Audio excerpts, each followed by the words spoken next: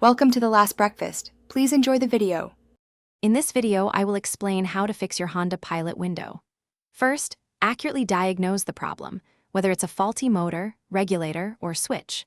Next, ensure you have all the correct tools and replacement components ready. Most importantly, always disconnect the negative terminal of your vehicle's battery before starting any work to prevent electrical shorts or injuries.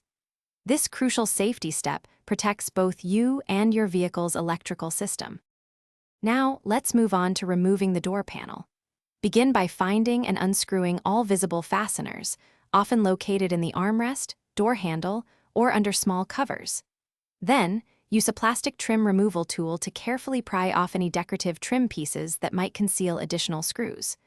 Once all fasteners are removed, gently pry the door panel away from the door frame, releasing the clips. Be mindful of any attached wiring harnesses.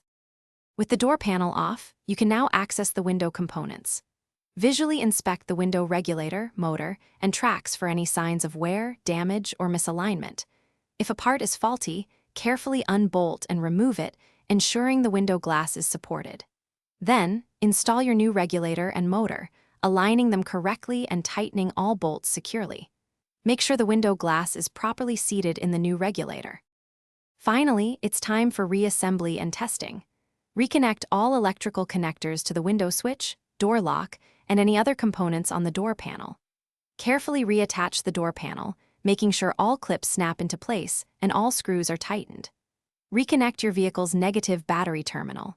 Then, thoroughly test the window's up and down function multiple times to ensure smooth and correct operation before considering the repair complete. Thanks for watching. If this was helpful, leave a like and consider subscribing. See you next time.